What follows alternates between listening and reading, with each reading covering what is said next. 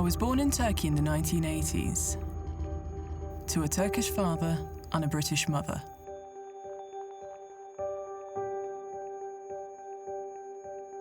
I've always felt comfort in the idea of a creator, and the idea of another life after this one.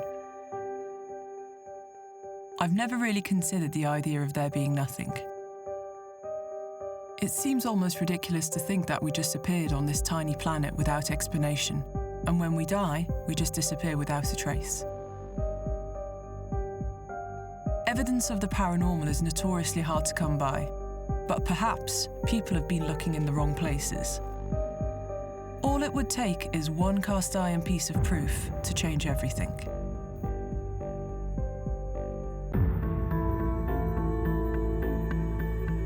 From an early age, as young as I can remember, I was terrified of the devil. This fear stayed with me into adulthood, but work and everyday life intervened, and I gave it less and less thought. In my 30s, over a period of about 18 months, I went from being an Anglican Christian to an agnostic, and finally a fully fledged atheist. Even though I'm utterly convinced by atheism, there's still so much that science struggles to explain. I don't believe in spirits, ghosts, or demons. I think they're nothing more than inventions of our collective imagination. As a believer and a non-believer, we've decided to look into as many facets of the supernatural as we can. I want to be challenged and have my take on the paranormal question. I want to show that supernatural phenomena are just aspects of our universe that we simply don't fully understand yet. We'll speak to experts in the field on both sides of the argument. Psychics, skeptics, demon hunters, and academics, to see if we can finally discern if there really is something on the other side.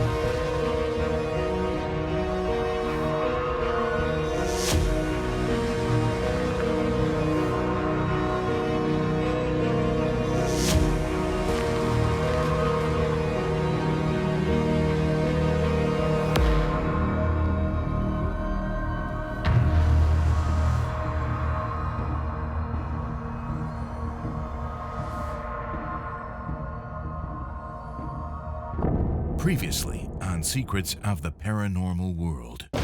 We're the subject of a battle that we can't see. It looked a bit like he might have levitated. He didn't. He very clearly didn't. The devil wants to bring suffering to all humanity.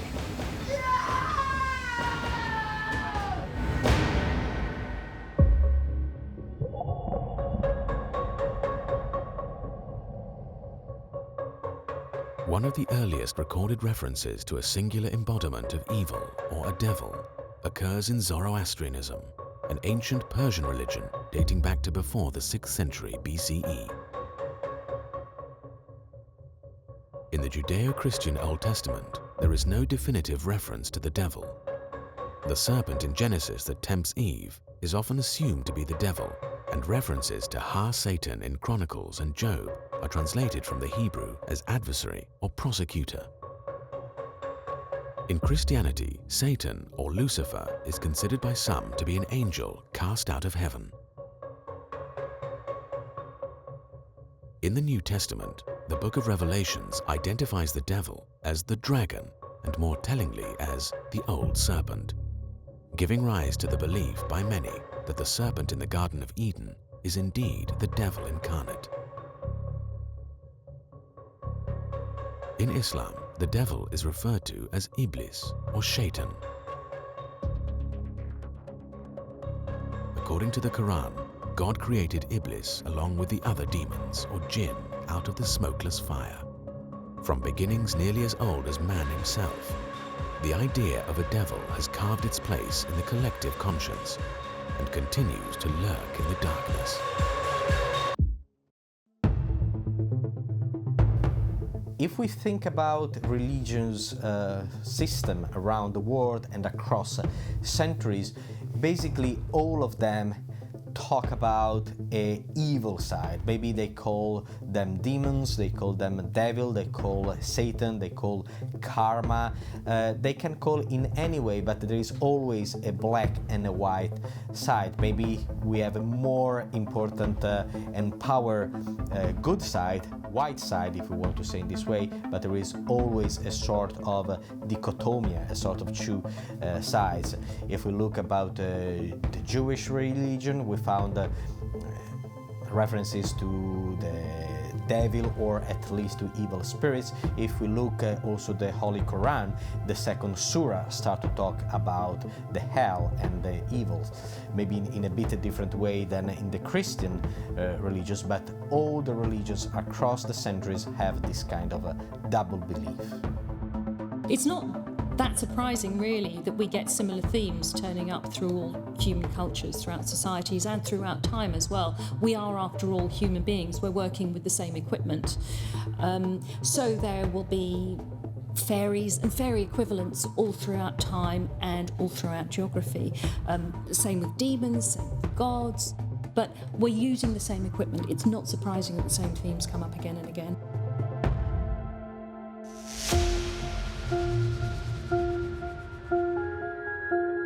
The Ouija, or spirit board, is a flat board marked with the letters of the alphabet, the numbers 0 to 9, the words yes, no, and goodbye. In addition to the board, a movable heart-shaped pointer or planchette is used to move around the board, pointing at the letters to spell out words. The spirit board has its origins in the late 1800s in America, where spiritualist camps in Ohio used it to commune with the spirits of the dead. Soon after this, Baltimore businessman Elijah Bond gained patents for a spirit board, and the Ouija board was born. Bond assigned the patent to the Kennard Novelty Company, and they produced and distributed the board in the US as a novelty parlor game. The board wasn't associated with the occult at this point, and only began to gather notoriety when the Illinois spiritualist Pearl Curran began using it to communicate with the dead and published her findings. In the years that followed, the Ouija was treated with fear and skepticism by religious communities who warned of the dangers of possession. The board's creator, Elijah Bond, died in 1921 and was buried in Maryland. His grave was unmarked for many years, until a Robert Murch discovered it in Green Mount Cemetery. Mr. Murch campaigned and eventually gained permission to have a stone Ouija board installed as Bond's final gravestone.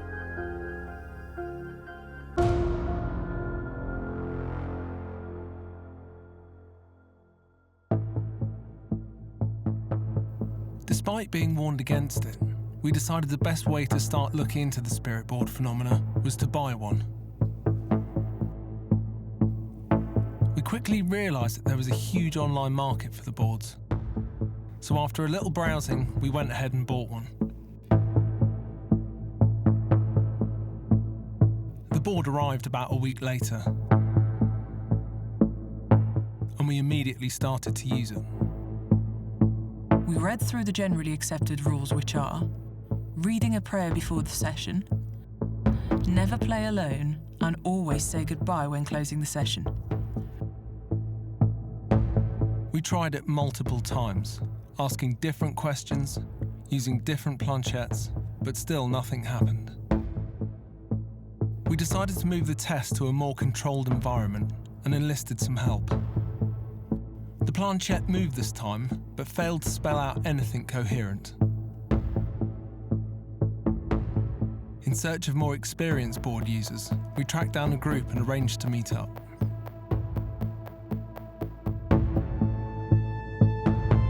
We drove to Leicester and met the group in the basement of an old public house.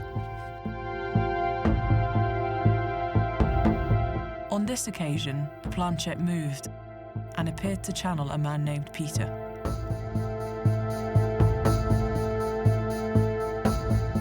Although we saw the planchette moving on several occasions, something still didn't sit right. So we decided to talk to somebody with a more scientific approach. I think it's a really, really interesting social psychological phenomenon, but I think it's better explained in terms of something called the ideomotor effect. And the ideomotor effect is basically non-conscious muscular movements. The people who have their finger on the glass, although each one of them feels, I'm not pushing it, in actual fact they are between them pushing it. And you can imagine the situation that once it starts to spell out a name, suppose you say, well, who is this? And it spells out M, I, then everybody's thinking, who am I? Michael, yeah, C, H, and it carries on. We took the decision to not incorporate Ouija boards into our investigations because we had two quite scary experiences, and I had been warned prior to using a Ouija board not to use one, because the belief is that they can open a doorway to something that may not be so easy to send back. We decided to give it one more try. Overwatch Woods are located near a historic courthouse and jail. Criminals who were tried and found guilty were subsequently hung from an oak tree at a crossroads nearby. If we were ever to contact the spirit world, this seemed like the ideal setup.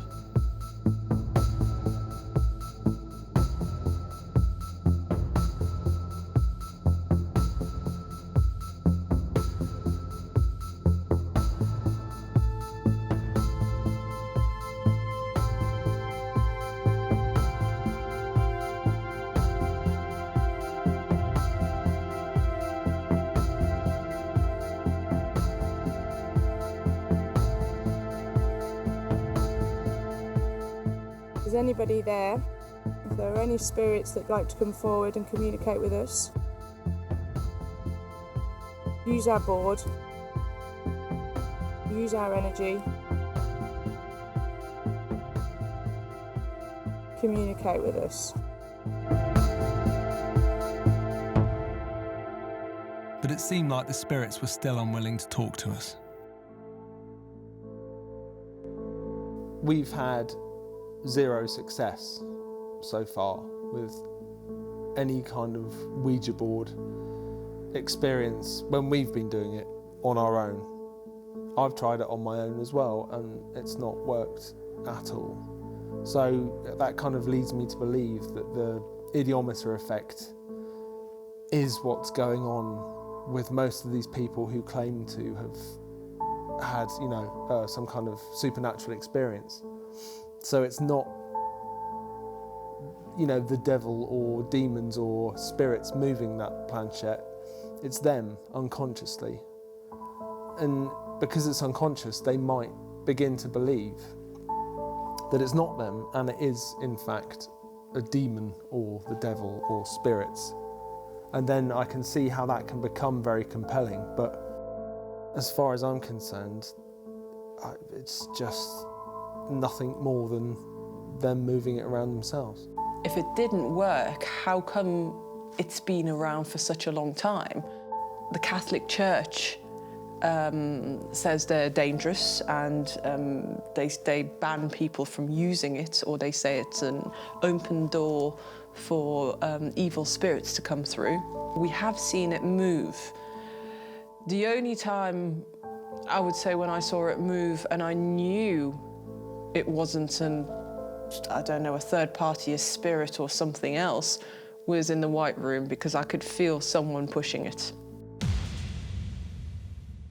You see how, certainly as a hypnotist, you understand how people take ideas and really sort of take things on board, how easily we are influenced all the time by these things that go on around us constantly. And as a magician, you learn again how that can be manipulated. You realise very quickly how psychics and charlatans can trick you, but also how you can trick yourself, how a perfectly sincere person might come to believe that they have abilities that they really don't. The burden of proof remains with the people that are making the claim. So again, if you make an extraordinary claim, you've got to come up with some pretty strong evidence to back that up. So that's where the burden of proof lies. So it isn't up to scientists to disprove those things. It's up to those people to come up with compelling enough evidence. And in the history of these things existing, which is forever, they've never been able to do that. So it's a perfectly sensible response to go, well, okay, I don't believe in it. And I more than most people have seen how those things can be fabricated or how we can fool ourselves into believing them. So it seems a sensible, informed judgment to go, well, no, I don't believe in anything like that.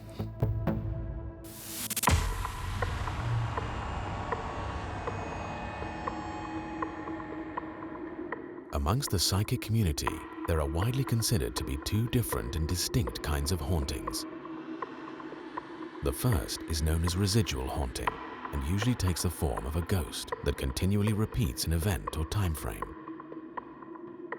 These hauntings can also be known as place memories and appear to make up a large proportion of documented hauntings. These ghosts are considered to be a residual energy, like a visual or auditory memory that remains in a fixed location and reenacts an event over and over. The second type of hauntings are known as intelligent hauntings. This type of entity is more often referred to as a spirit and is said to exhibit some awareness of its surroundings and will often interact with the living. These interactions can include moving objects around, writing on mirrors, making sounds, and slamming doors.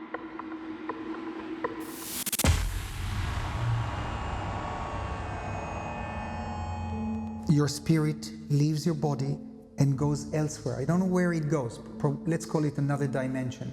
I believe in heaven. Maybe it goes to heaven. Wherever it goes, many spirits, many human beings, and animals, children, want to come back. And somehow, through powers of, I don't know, but through certain energies of the universe and beyond, they're able to come back. Therefore, some hauntings are real. That's it. Many of them are hoaxes and fakes. But I believe that many hauntings and ghosts are absolutely genuine. I think sometimes spirits may find themselves in limbo, sort of in a place between this world and the next, and they need help to cross over. In other instances, it could be a case of feeling such a strong emotional connection to a place or to an item that they simply don't want to cross over, they choose to remain here. First of all, when we go to someone's home, the processes we would go through when we're looking to establish if there's anything paranormal going on is exactly the same as any paranormal investigator would if they were experiencing what they suspected to be a spirit in the house. So we'll walk around the house, we'll take an EMF meter with us, we'll be looking for changes. There we'll take temperature readings, we'll use digital recorders to try and capture EVPs possibly. If we gather enough evidence and we're kind of 50-50 that yeah, there's something going on here and they strongly believe it's to do with a doll or an object, we'll bring the object back, and once we're working with it, we'll set up very similar experiments really. We'll do trigger object experiments. We'll try and isolate the doll or the object as much as we can. We'll try and control the conditions. We'll set up night vision cameras, motion detectors. If we capture one piece of evidence, we like to be able to back that up with another. I'm also open to more spiritual types of communication. So we'll use a pendulum, we'll bring in psychic mediums, or we'll hold group séances. As we were leaving, we asked Jane if she had a haunted object that we could take away. She had a doll that she agreed to let us take, but said that she wouldn't give us any details of its history, so any experiences we had would be unbiased. We took the doll home, but neither of us could feel anything around it. Eventually, one of our crew picked up the doll and came out with an interesting story. It was a lady that owned the doll. I say lady, a young lady. I wouldn't say a girl as such, more of a young lady. There's incredible sadness, and I would say certainly depression that's connected to the young lady that owned the doll. That there's definitely a connection to her losing the child. The feeling I've got is postnatal depression. She definitely feels alone, really feels really alone.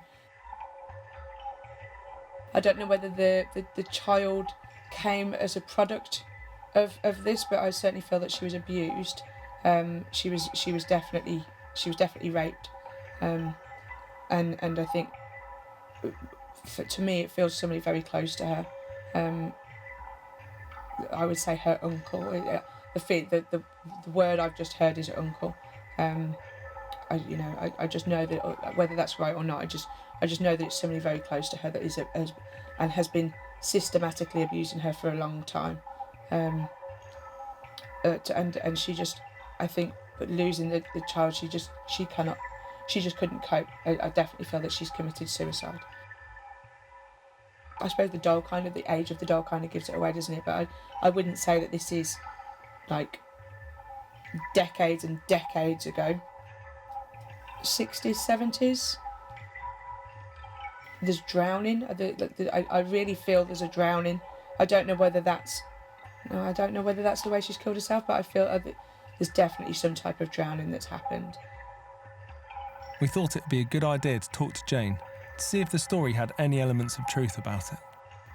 We were told that Holly took her own life when she was about 17. That she picked up on an abusive home life, and that Polly was possibly raped by a relative. Wow, okay. So that's really quite, wow, incredible. She said that she got a lot of sadness, a lot of loss as soon as she was holding the doll. She gave us the year of 1971 as a year that possibly Polly had taken her own life. But what's interesting is the connection, you say postnatal depression, because we were told that Polly had taken her own life because she'd lost a child. Oh, right. So that again, that's really interesting. And when we always try to find out if there is some kind of spirit connected to a place or an object, how they died. And we were told that the spirit connected to that particular doll died either drowned, was hung, or some form of suffocation, because when they held the doll, they had trouble breathing, felt very panicked, and like they were suffocating. So drowning came up, actually. When it comes to paranormal experiences, typically you're not actually doubting the experience, it's the interpretation of the experience that's up for debate. And so I have personally had experiences that I think if I was a believer, I would think were genuinely paranormal. But as I'm not, I have other alternative explanations, I don't go for those paranormal explanations. So just to give you one example, one of the things that we're particularly interested in is a phenomenon known as sleep paralysis, and it can involve all kinds of weird hallucinatory aspects. But in its most basic form, it's when you're kind of half awake, half asleep, and you realise you can't move. You often have a very strong sense of presence. You may see someone standing in the bedroom, and you kind of, after a few seconds, it disappears and you wake up properly and it's gone. So I've had those kinds of experiences. Now, if I was a believer in the paranormal, I may well think I'd seen a ghost, but I'm not, and I know all about sleep paralysis, and I'm quite happy with that as an explanation for what I experienced. I would be very interested to see a lot of resources, and it's happening, being put into anomalistic psychology. It's a relatively new kind of field of psychology. Before, the study of the paranormal tended to centre on the events themselves to see whether or not they were actually veridically true. But anomalous psychology looks at us, and it sees, it studies the kind of systematic mistakes that we can make in our cognition, which will allow perfectly sane, perfectly normal people to see things that aren't there, or to fervently believe in things that aren't there.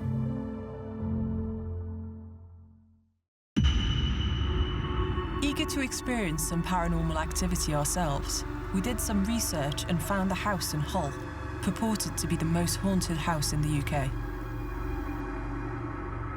We found the owner and booked ourselves in for an overnight stay at the derelict property.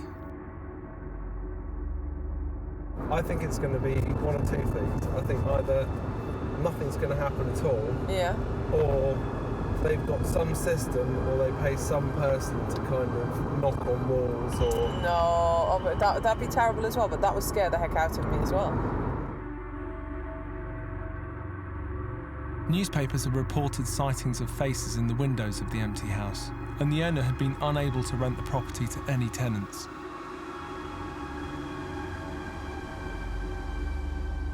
The last people to rent the property had lasted just a few nights before fleeing.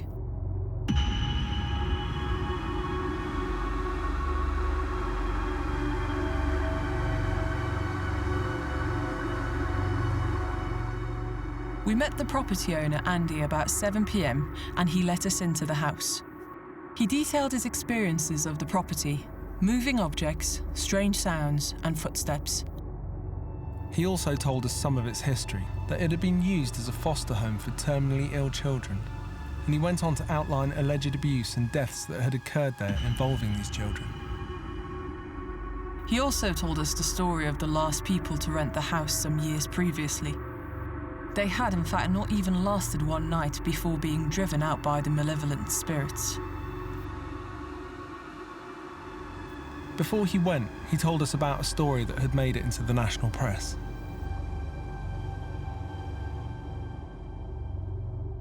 One night, about 5 or 6 houses across there, all the residents all came out. One person came out and was looking in the windows, and we said we could see a couple of young girls looking at the upstairs window. And we knew it was an empty house because we knew I hadn't lived in it for years. And then one of the other neighbours came out and said, "Well, what's going on?" And we said, "I've seen some kids up there." And they saw them as well, and in the end about 3 or 4 different people all rang the police and said there's some kids, there's an empty house where we live. So the police came, and that's why the front door's all, they smashed the front door in. Came in and looked all around the house, couldn't find anybody in the place. And then we got a locksmith out and he put a couple of big nails into the door for it to hold the door shut. And I think one of them said there was one of the windows was misted up, and then somebody went like that and they left and put a hand on the window and left it like on the condensation, left like a handprint on it.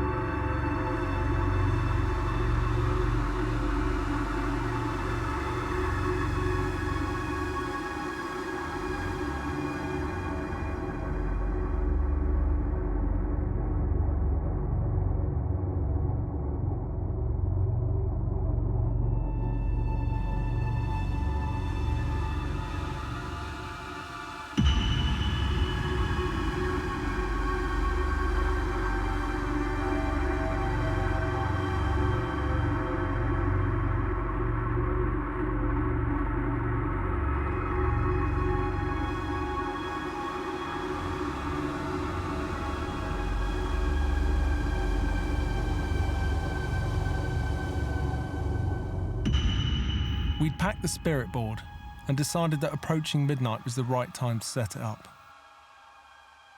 So, if we do have any spirits among us, please come ahead and speak to us. Are there any spirits here?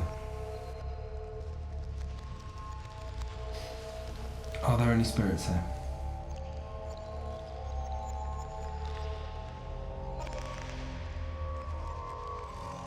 Are there any spirits in here? If you are with us, please give us a sign.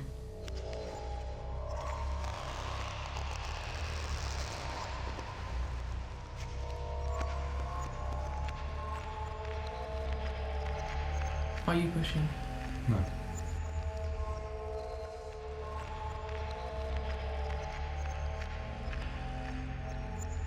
Are there any spirits with us?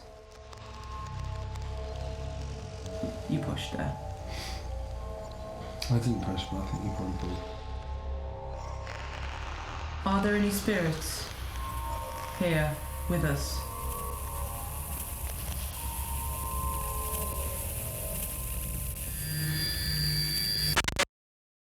Once again, if there were any spirits, they remained quiet.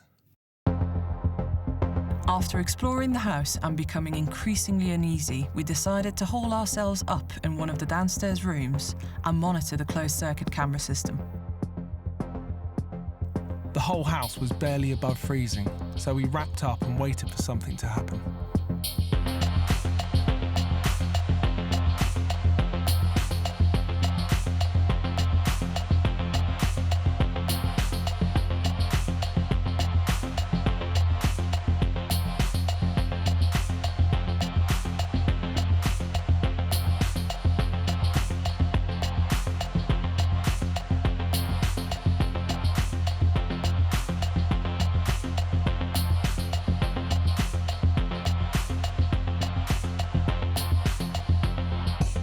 As it turns out, waiting for ghosts in a near-freezing derelict house is not conducive to getting a good night's sleep.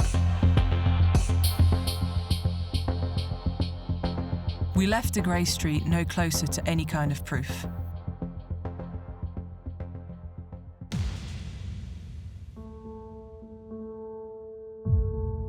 I think De Grey Street was interesting for a number of reasons.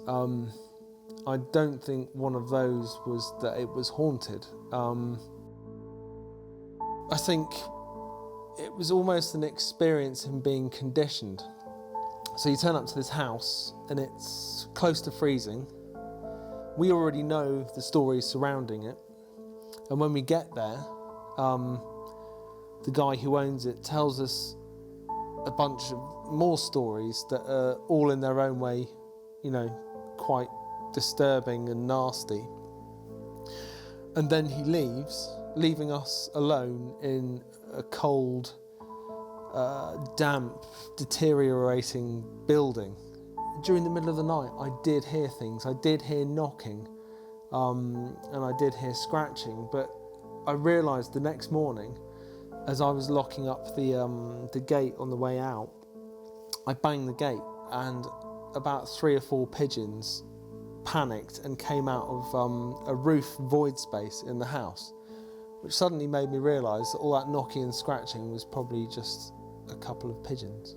Our night at De Grey Street was quite an experience. I'm not sure if I would call it a good one, but it was a very damp, cold, horrible experience. And knowing, of course, you go in there knowing that it's the most haunted place, lots of news about it, and me being a believer, I researched if there was any scam news, and I couldn't find anything online, which even made me be more on edge than anything.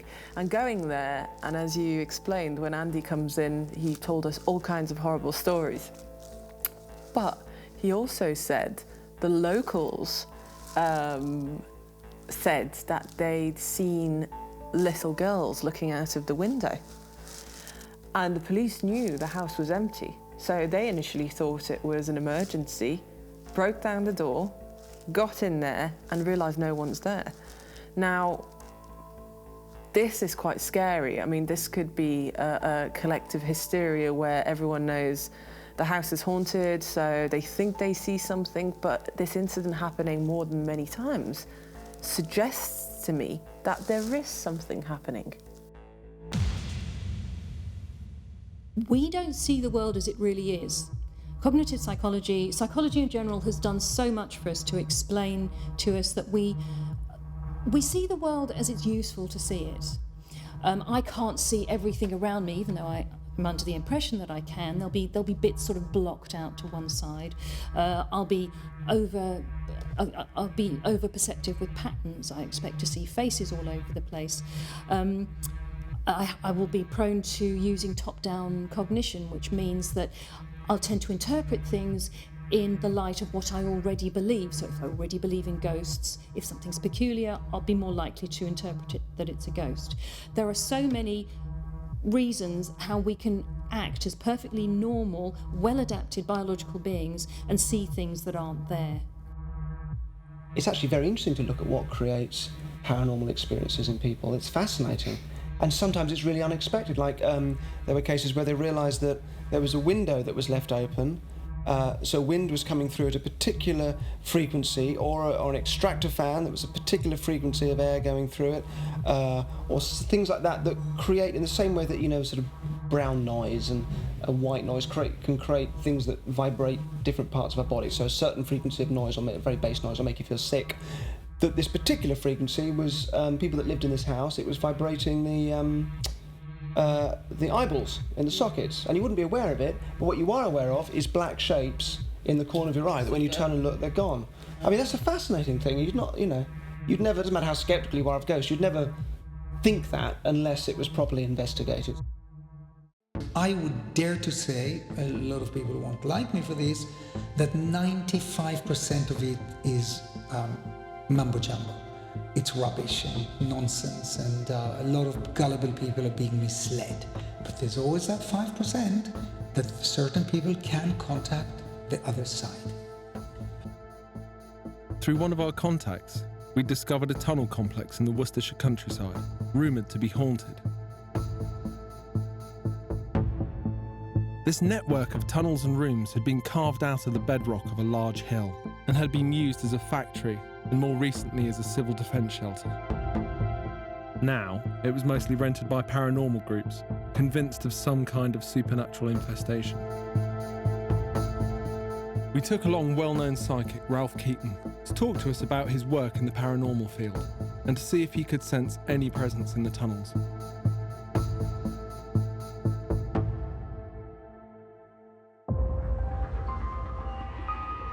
I can understand why there's a lot of reluctance to believe in something you can't touch, sense or feel. Plus, we're taught a lot of things in school, like physics, the law of things, and you're taught out of it. We're taught about fantasy, and yet when we get older, we're taught out of it. So I find it strange that if people don't believe, you did as a child. What happens with me when I'm doing mediumship, I'll feel and sense. And in fact, people can actually say that my persona changes depending on how I'm dealing with stuff. There has to be one house in particular that is in Yorkshire that I went to as a younger gentleman. I was very cocksure of myself, really, and I kind of knew where I was going. And as soon as I walked into the property, I got thumped in the chest, thrown backwards and chucked out of the house by the energy I was about to deal with. But that was a slap in the face for me. It taught me to be respectful. Probably the more famous of the houses that I've ever dealt with is the one that everybody knows is the film, the Monster House film. And for that one, we had to basically clear the family out and start from scratch again in there, because that was very dramatic. But for me, I can sense the energy of it. So depending on how strong it is, depending on whether it's large or small, whether it's a weighty feeling or anything, you'll deal with it as it is. As people already know, my hands go freezing, and that's because they draw the energy up. But I think that's because they hold on to me, and that's how I get the passage of spirit energy. A spirit can be malevolent in different ways. They can be very angry because we've caused a problem. In other words, we've moved into their property and they don't like us. Or we've been derogatory towards them, we've said something bad about them. Or, as I like to say to everybody, in life as in spirit, we're the same. So if a person in life was grumpy and horrible, they're going to be exactly the same in spirit. They don't become angelic, they are as they are. So we can sometimes misinterpret a malevolent spirit from just being somebody who's having a bad time. Some of the darkest experience I've had is what I call end of life. It's where people I've seen people that are on the cusp of passing themselves, and that's where we get some real experiences, because that's where the spirit world and this world unite, and that can be quite dramatic. I've honestly found that the afterlife, or the spiritual life, if you want to call it that, we're dealing with energy. So we're dealing with a form that's freer than we are, and has that ability to be able to do a lot more. We restrict ourselves because we physically restrict ourselves, but spiritually they don't. So they can do a lot more. They're a bit more powerful than we are. About halfway through the interview, Ralph stopped and began to feel a presence. We've got a child here. Really? Yeah. And I can sense it, and it's a girl. Hello? Strangely, our dog, who'd accompanied us on the shoot, began to shiver and shake. You hear it? She's coming closer. Can you hear the voices? After a short while, Ralph turned his focus on us. You don't own an old car, do you? In fact, we own two. Was it a creamy colour or a lightish colour? One of which was a light blue Citroen DS. There's somebody here that knows the two of you. They're giving me images of you two. The only person we could think of that could possibly be in the spirit world was my late mother. There's a lady with me. Or I should say with you. And I would say a tall lady as well. Very long flowing. My mother had been about 5'4", not exactly tall.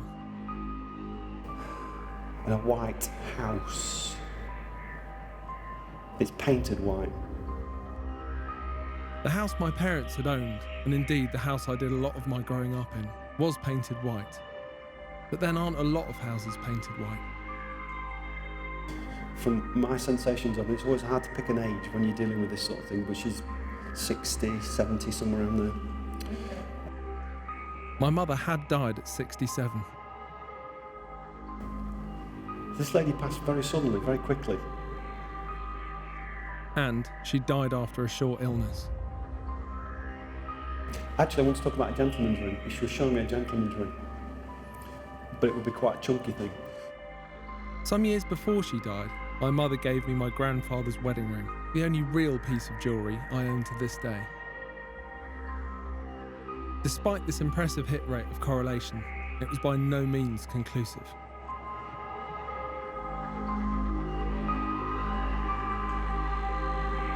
If you imagine you buy a pack of tarot cards, you follow the thing in the book and you do it on a friend, and naturally you're going to make the sorts of statements that people will make fit, and the friend is taken aback at how effective that is, and then you go, oh, maybe I'm quite good at this, and you do it again. Then you don't worry about the book and you just start to rely on your sort of intuition, and again people are telling you that you're very special, that you have this gift, they're amazed by it, they can't explain it. You'd be hard pushed not to let that make you feel like, you really are a bit special, and what a lovely feeling to have. So that can be taken to the nth degree, and then if you start to become very successful and a commercial product, you have to start using tricks to kind of keep that going. So I think you can still use the tricks, and I think a certain cognitive dissonance can occur where you're cheating here, but that's just something that you do, but in reality it's still real. I think we are very good at justifying things to ourselves. I think that if we look to evolutionary psychology, we can find some clues as to why it is that we appear to have a kind of predisposition to go for certain types of beliefs. So beliefs in the supernatural, where do they come from? Well, one of the reasons we are so successful as a species is because we are very good at picking up at patterns and regularities in our environment around us, making connections between things, cause and effect relationships, and so on and so forth. There is a price that we pay for that, though, insofar as sometimes we make connections that aren't really there, and sometimes we see patterns that aren't really there. And when you think about this from an evolutionary perspective, it looks like we have more of a tendency to pick up on patterns and make connections that aren't really there, rather than making the opposite error, which would be to miss patterns and connections that are really there. What we find is that on the one hand, we've got the very, very big claims that are made, particularly by people who claim that they themselves have psychic ability. They'll make claims, for example, that in terms of telepathy or precognition and so on and so forth, that they are 100% accurate. Well, if they were, it would be just so easy to demonstrate that. We would not be arguing about it now. It would be beyond doubt. But what we find is that when we test those people under properly controlled conditions, they can't deliver the goods. And for me, that makes it an interesting question of, well, why do people think that they have these powers? What's going on in terms of the psychology of the situation? But there isn't a single paranormal phenomenon that is reliable and robust and replicable. If they get one, then that would be the kind of thing that would convince me that maybe paranormal forces really do exist, but we're nowhere near that.